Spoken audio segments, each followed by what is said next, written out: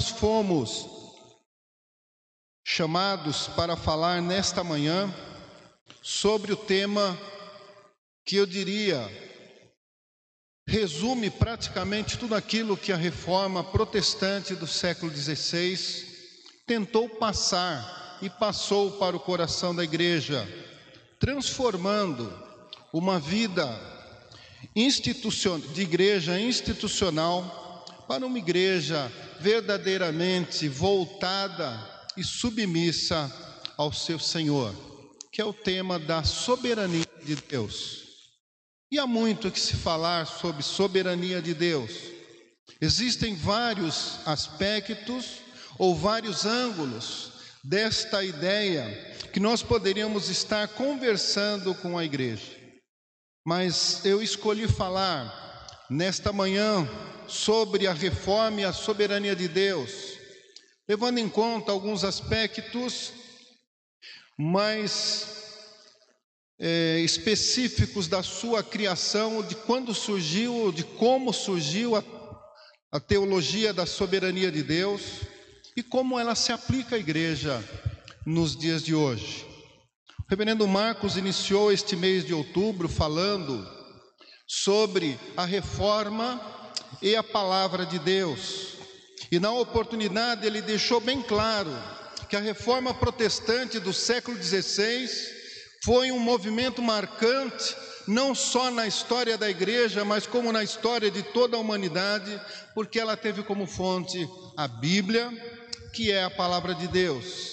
E exatamente essa a mais importante consequência da reforma, trazer a igreja de volta à palavra de Deus. Num momento, como hoje acontece, aonde várias ideias, vários princípios e valores estranhos acabam se introduzindo no dia a dia da igreja e tomando espaço, os reformadores perceberam que era fundamental e é hoje também importante que nós estejamos sempre atentos à nossa origem, à nossa base, ao nosso verdadeiro fundamento, que é a Bíblia Sagrada. E é exatamente na leitura, na valorização e na prática dos ensinos da Bíblia que nós vamos ser conduzidos não apenas a uma vida de conformidade com esta palavra, mas nós vamos redescobrindo valores, orientações e práticas fundamentais. E foi o que aconteceu com os reformadores quando voltaram para a Bíblia e descobriram, entre outros valores, a chamada teologia da soberania de Deus. Salta aos olhos e ao coração do leitor bíblico a apresentação de Deus como Deus soberano. O nosso Deus não é um Deus comum, não é um Deus qualquer. E quando nós fazemos uma leitura atenta da palavra de Deus, é exatamente isso que nós vamos perceber. O nosso Deus é um Deus soberano. E exatamente esta foi a ideia que impressionou os reformadores lá no século XVI e que vem impressionando o coração da igreja, o coração e a fé dos verdadeiros pesquisadores e praticantes da palavra de Deus. Por isso eu gostaria de, neste momento, apresentar algumas considerações ou 3 considerações sobre a reforma e a soberania de Deus. Primeiramente falando sobre a Bíblia e a soberania de Deus. A Bíblia e a soberania de Deus, que é a primeira consideração que nós faremos neste momento. Por que os reformadores desenvolveram a chamada teologia da soberania de Deus? Porque eles fizeram a leitura da Bíblia, a leitura da palavra e descobriram que o Deus da Bíblia é o Deus soberano. Vem daí a teologia da soberania de Deus. E em que a Bíblia fala sobre a soberania de Deus, ou o que a Bíblia diz sobre isto? Primeiramente, a Bíblia nos apresenta Deus soberano pela sua unicidade. Segundo a Bíblia, não existem deuses. Deus na Bíblia é único. Daí a sua soberania absoluta. Por isso, a fé bíblica, desde os primórdios, sempre foi uma fé monoteísta, a despeito do povo de Deus viver no meio de um panteão de deuses pagãos e de nações que tinham ideia totalmente diferente a respeito da divindade. O Deus bíblico e a fé bíblica desenvolveu a ideia e a compreensão de que o verdadeiro Deus é o Deus único. Lá em Deuteronômio, capítulo 6, verso 4, é exatamente isso que Deus diz para o seu povo: ouve, ó Israel, o nosso Deus é o único Deus. Palavra mais adiante complementada quando Deus faz a sua orientação através do profeta Isaías, capítulo 44, verso 6, dizendo: eu sou o primeiro e o último, e fora de mim não há Deus. Nosso Deus é soberano porque Ele é um Deus único. A Bíblia ainda apresenta a soberania de Deus a partir daquilo que nós chamamos dos seus atributos essenciais. O que é essencial nos atributos de Deus? E todas essas ideias sobre os atributos essenciais de Deus nos levam a enxergarmos a sua soberania. Deus é soberano pela sua onipotência. A Bíblia diz que Deus pode todas as coisas. E Jó, no seu relacionamento com Deus, aprendeu esta verdade e nos passa uma mensagem maravilhosa no capítulo 23, verso 13, dizendo: Deus faz o que quer. Quando Ele decide fazer alguma coisa, ninguém pode impedir. O nosso Deus é um Deus soberano pela sua onisciência.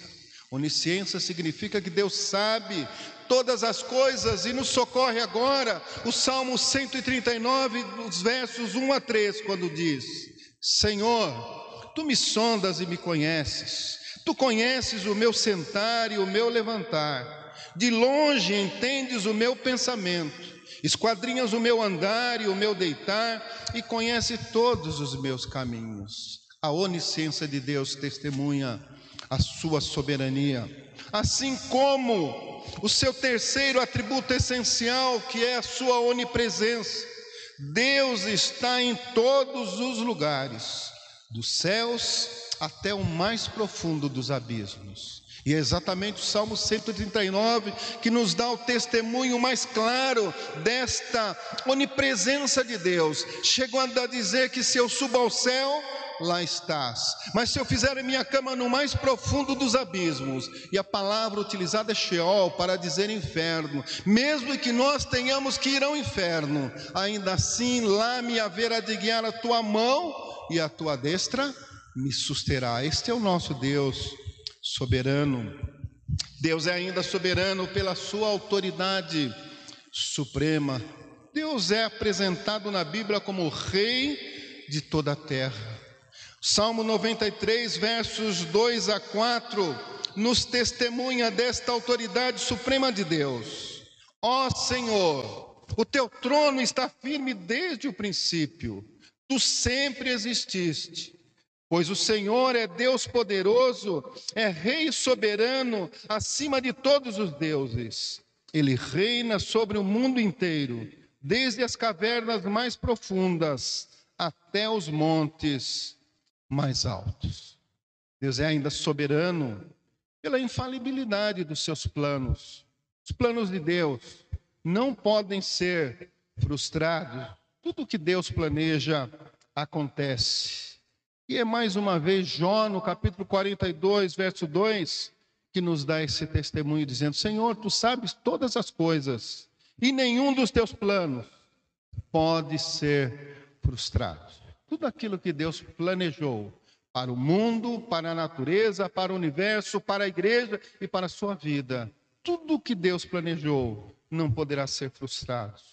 Salmo 33, 11 também complementa esta ideia dizendo: mas os planos do Senhor permanecem para sempre, os propósitos do seu coração, por todas as gerações, por toda a eternidade. Finalmente, Deus é soberano na Bíblia pela eficácia das suas ações. Nada pode impedir que as ações de Deus se concretizem, se realizem e se cumpram no mundo e nas pessoas. É exatamente o que nos diz Isaías 43, verso 13, quando o próprio Deus, através do profeta, se identifica neste ato soberano, dizendo: muito antes de o mundo existir, desde a eternidade eu sou. Ninguém pode livrar alguém da minha mão. Agindo eu, quem impedirá? É desta forma e em tantos outros textos que nós poderíamos ficar talvez um tempo bastante longo destacando que a Bíblia nos apresenta o Deus como Deus soberano. Foi por isso que os reformadores do século XVI desenvolveram a teologia da soberania de Deus, não como uma novidade, não como uma descoberta pessoal ou descoberta da capacidade que eles tinham de fazer uma análise da Bíblia, mas porque a Bíblia claramente aponta Deus como Deus soberano. E é exatamente isto que nós vamos tentar mostrar agora, como os reformadores viam a soberania de Deus a partir dos textos que nós lemos e de tantos outros que nos são apresentados na sua palavra. Creio, irmãos, que não é exagero afirmar que praticamente todos os reformadores, e nós tivemos vários reformadores, nós falamos muito de Lutero, de Calvino, mas nós tivemos uma pleiade muito grande de reformadores, cada um com uma característica, cada um desenvolvendo a reforma a partir das necessidades da sua região, dos seus países, mas não é exagero dizer que todos eles, praticamente todos, adotaram, defenderam e propagaram a teologia da soberania de Deus. O reformador principal, Martinho Lutero, reconhecia que Deus é maior do que os nossos pensamentos e pode fazer todas as coisas de acordo com o seu entendimento. Ele dizia claramente: Deus faz o que quer, de acordo com aquilo que ele deseja realizar. Há um livro que fala muito sobre a maneira como Martinho Lutero entendia a soberania de Deus. Este livro se chama Deixa Deus Ser Deus, escrito por Philip Watson.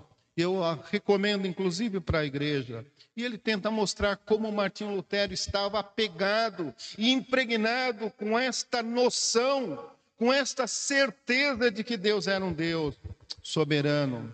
João Calvino escreveu também muito sobre a soberania de Deus, e uma das suas frases, apenas uma que eu destacaria aqui nesse momento, ele diz: seja o que for que Deus tenha que fazer, inquestionavelmente Ele o fará, se o tiver prometido, porque Ele é um Deus soberano sobre todas as coisas. Portanto, segundo os reformadores, não há dúvida alguma de que Deus é soberano em tudo. Deus é soberano na sua criação, é soberano na sua providência, é soberano na redenção ou na salvação, mas também é soberano no seu juízo. Vamos ver então como esses reformadores entendiam a soberania de Deus desta maneira tão ampla. Deus é soberano na criação. Afirmam que no princípio, além de Deus, nada havia. Gênesis 1:1 diz: no princípio criou Deus os céus e a terra. Mas depois houve. Após a criação de Deus, passou a haver. Não havia nada, mas Deus criou matéria, espaço, tempo, criou a energia. E o que Deus criou veio a existir ex nihilo, ou seja, veio a existir a partir do nada. O que motivou a criação foi tão somente a vontade pura e soberana de Deus. Por isso Ele é soberano na criação. Não havia nenhuma necessidade metafísica para que houvesse a criação. Deus não precisava criar, mas Ele criou, fruto de uma ação livre e soberana. Deus é soberano também na providência. A criação que Ele fez existir é sustentada e mantida pela sua ação livre e soberana.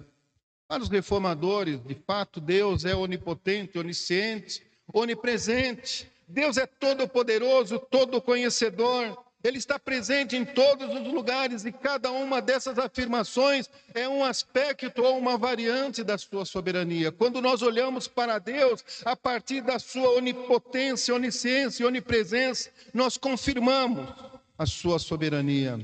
E os reformadores acreditavam que o poder, o conhecimento e a presença impositiva de Deus asseguravam que todos os seus objetivos seriam realizados no mundo, no universo e particularmente na vida da igreja. Asseguravam que os seus desígnios seriam cumpridos e que a sua superintendência de todos os eventos ocorridos na face da terra seria plena e absoluta. A teologia da soberania de Deus, por outro lado, insiste que nenhum evento acontece como sendo surpresa para Deus. Nós nos surpreendemos, mas Deus domina todas as coisas. Para nós, ocorre plano, sorte ou acaso, mas para Deus tudo é parte dos seus decretos. E destacavam Provérbios capítulo 16, que no verso 1 diz exatamente isso. As pessoas podem fazer seus planos, mas é Deus quem dá a última palavra. E também o verso 33, a sorte se lança no regaço, mas do Senhor procede toda a decisão. Por isso, meus queridos e amados irmãos, para Deus não existe simplesmente a realização de um plano humano, a sorte ou o acaso para dirigir os acontecimentos, porque tudo faz parte do seu decreto eterno. Deus é soberano na nossa salvação ou na redenção. E exatamente isso explica a razão pela qual nós nos sentimos gratos pela nossa salvação pessoal e pela salvação pessoal dos nossos irmãos e dos nossos amigos, porque nós temos uma consciência interna de que nós não merecemos o cuidado e o amor de Deus, mas ainda assim, Deus nos alcança e provê a nossa salvação. Eu não conheço nenhum crente sincero que diga que mereça a salvação, mas atribui a salvação à ação amorosa e graciosa de Deus. E mesmo aqueles que defendem o livre-arbítrio, estranhamente oram exatamente como nós oramos. Nós de linha presbiteriana, quando nós oramos, todos dizemos: Senhor, eu te agradeço pela minha salvação. Eu não merecia, eu não tenho nada para oferecer, mas ainda assim o Senhor me acolheu e me garante vida e vida eterna. Vejam, queridos, nós não vamos entrar na discussão aqui do livre-arbítrio, da predestinação, mas fica muito estranho nós admitirmos que Deus não tenha poder e não tenha domínio sobre a nossa salvação, principalmente quando nós oramos todos os dias, todos os cultos, em todas as oportunidades, pedindo: Senhor, vivifique a vida do meu irmão, salve este ou aquele, regenere esta pessoa. Estas orações demonstram quanto nós internamente, ainda que intelectualmente tenhamos dificuldade para entender a providência e a soberania de Deus, ainda assim internamente nós acreditamos que a salvação só se realiza e só se consuma quando a mão poderosa de Deus e quando a sua ação graciosa se manifesta. Portanto, a gratidão pela salvação nossa e das pessoas mostra que a salvação de fato é ato gracioso de Deus, que pela fé que Ele nos dá e pela graça que nos alcança de uma maneira imerecida, nos leva a Cristo para a sua consumação. E nós poderíamos destacar uma quantidade grande de textos, mas nós diremos neste momento apenas 3. Jesus diz em João 6,65: por isso eu vos disse que ninguém pode vir a mim se pelo Pai não lhe for concedido. Se a salvação está em Cristo, você só chega a Cristo se o próprio Pai soberano te conceder. Verso 44 ainda do capítulo 6 de João: ninguém pode vir a mim, disse Jesus, se o Pai que me enviou não o trouxer, e eu o ressuscitarei no último dia. E ainda, finalmente, para esta oportunidade, João 6,37, Jesus mais uma vez confirma a soberania divina na nossa salvação, dizendo: todo o que o Pai me dá virá a mim, todo, sem exceção. Todo o que o Pai me dá virá a mim, e o que vem a mim de maneira nenhuma o lançarei fora. Por isso Deus é soberano na nossa salvação. Mas há um último aspecto ainda dentro da soberania de Deus, na ideia dos reformadores, de que Deus também é soberano no seu juízo sobre nós. Soberania de Deus na eleição e na reprovação do homem é também apresentada com letras garrafais por toda a palavra de Deus, mas de uma maneira especial, aqui em Romanos, no capítulo 9, até o capítulo 11, e principalmente no verso 21, quando diz o apóstolo São Paulo: não tem o oleiro direito sobre a massa, para do mesmo barro fazer um vaso para a honra e outro para a desonra. Assim, Paulo deixa bastante claro a soberania de Deus, dizendo que Deus tem o direito de fazer aquilo que lhe apraz com a nossa vida, e que não cabe a nós, barro que somos, questioná-lo ou criticá-lo. Verso 20, ainda do capítulo 9, é exatamente isso que Paulo diz: mas quem és tu, ó homem, para argumentares com Deus? Por acaso a coisa formada dirá aquele que o formou: por que me fizeste assim? Por que me fizeste desta forma? Nós vemos então, portanto, que a soberania de Deus, ainda que matéria de difícil, da criação até o julgamento, tudo concorre para a glória de Deus. Esta é a afirmação da palavra da Bíblia Sagrada. Romanos 11:36 diz exatamente isso. Porque dele, por meio dele e para ele são todas as coisas. A ele, pois, a glória eternamente. Amém.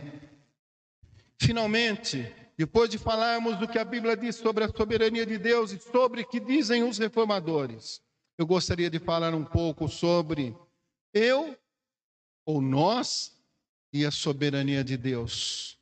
O que implica? Quais os impactos? O que nós temos a ver na prática em relação à soberania de Deus? Para a Bíblia, irmãos, Deus é absolutamente soberano. Os reformadores nos ensinam que a soberania absoluta de Deus é imponível, inegável e indiscutível, como nós acabamos de ver. Mas e para nós, igreja do século 21, igreja de hoje, para você, meu irmão, para você, minha irmã? E eu gostaria de deixar ou de especificar alguns impactos ou implicações da soberania de Deus sobre a nossa vida hoje e agora. Primeiramente, nós dizemos que Deus é soberano na criação.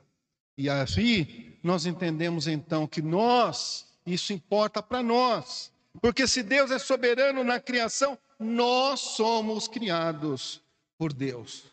Por mais que a ciência moderna dos nossos dias tente inventar teorias a respeito da criação, nós continuamos acreditando, defendendo e professando: nós somos criados pelo Deus soberano.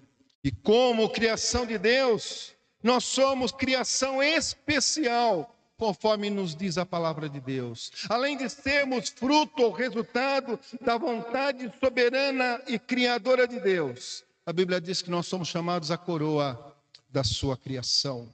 Salmo 8 diz o seguinte: que é o homem mortal para que te lembres dele, e o filho do homem para que o visites? Pois pouco menor o fizeste do que os anjos, e de glória e de honra o coroaste. Fazes com que ele tenha domínio sobre as obras das tuas mãos. Tudo puseste debaixo dos seus pés. Todas as ovelhas e bois, assim como os animais do campo, as aves dos céus e os peixes do mar, e tudo que passa pelas veredas dos mares. A criação soberana de Deus nos atinge e nos coloca num patamar de excelência. Segundo, Deus é soberano na providência, e isto nos atinge diretamente. A providência soberana de Deus garante que nós somos sustentados por esse Deus soberano e de que Ele provê tudo aquilo de que nós necessitamos. Salmo 104, verso 14 e 15 diz: fazes crescer capim para o gado, verdura e cereais para as pessoas, que assim tiram da terra todo o seu alimento. Fazes da terra produzir o vinho, que deixa a gente feliz, o azeite que nos alegra e o pão que nos dá força. É a providência de Deus nos alcançando. E Jesus, lá em Mateus, no capítulo 6, vem a confirmar estas verdades, dizendo: não fiquem preocupados perguntando aonde vamos arranjar comida, ou onde vamos arranjar bebida, ou onde é que vamos arranjar roupas, porque é os pagãos que estão sempre procurando essas coisas. O Pai de vocês, de Jesus, aquele que está no céu, sabe que vocês precisam de tudo isso. Portanto, ponham em primeiro lugar na sua vida o reino de Deus e aquilo que Deus quer, e Ele lhes dará todas as coisas. Se é verdade aquilo que nós acreditamos de que Deus é soberano na sua providência, nós estamos guardados, não há com o que se preocupar.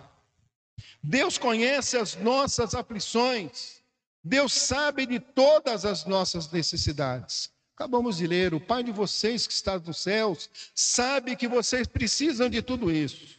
E o Salmo 133 completa para a nossa alegria, para o nosso conforto e para a nossa compreensão, quando diz que Deus sabe tudo a nosso respeito, por isso Ele cuida de nós. Ó Senhor, Tu me examinas e me conheces, sabe o que eu faço e de longe conheces todos os meus pensamentos. Tu me vês quando eu estou trabalhando e quando eu estou descansando. Tu sabes tudo o que eu faço. Antes mesmo que eu fale, Tu já sabes o que vou dizer. Que coisa maravilhosa a providência de Deus. É Deus nos protegendo, Ele sabe da tua necessidade. Mesmo que você não saiba pedir ou não saiba orar como convém, Deus conhece o seu coração. E Paulo diz lá na frente que o Espírito Santo nos ajuda na nossa petição, nas nossas súplicas, com gemidos inexprimíveis. Eu não consigo entender como Tu me conheces tão bem. O Teu conhecimento é profundo demais para mim. Esse é o Deus soberano que provê e que cuida de nós. Deus é soberano na nossa salvação. E isso é super importante, porque a nossa salvação já foi assegurada. Paulo diz que nós somos eleitos antes da fundação do mundo, mas não apenas nos alegra e nos conforta uma eleição pretérita, sem que nós tivéssemos feito qualquer coisa para merecê-lo, mas a soberania de Deus completa a nossa paz e a nossa tranquilidade como seus filhos, quando ela nos garante que a salvação outrora dada será mantida. É a famosa e conhecida teologia da perseverança dos santos. Isto é fruto não da nossa capacidade ou da nossa fidelidade a Deus, mas da sua soberania em fazer algo definitivo. Porque Deus é soberano na nossa salvação. A salvação não se perde, porque a Bíblia diz que ela é definitiva. Jesus não veio simplesmente para dar uma oportunidade, abrir apenas um caminho. A Bíblia diz que Ele é caminho, mas Ele diz que Ele é a própria salvação. Eu sou caminho, sou verdade, mas também eu sou a própria vida. João 14, verso 6. João 10:10, Jesus ainda deixa muito claro, sem sombra de dúvidas, que a vida é definitiva. Ele diz: eu vim para que vocês tenham vida e a tenham em abundância. João 10, 27 e 28 deixa claro de que a perseverança dos santos é uma verdade defendida pela Bíblia e não apenas pelos reformadores. As minhas ovelhas escutam a minha voz, eu as conheço e elas me seguem. Eu lhes dou a vida eterna e por isso elas nunca morrerão, nunca perecerão, e ninguém poderá arrebatá-las da minha mão. É maravilhoso saber que a soberania de Deus nos encontra, nos preserva e nos guarda para a eternidade, vivendo ao seu lado. Finalmente, agora, um ato de preocupação para nós, servos de Deus, em relação à sua soberania. Deus é soberano no seu juízo. Significa dizer que Deus sabe tudo o que nós fazemos e conhece até mesmo os nossos pensamentos.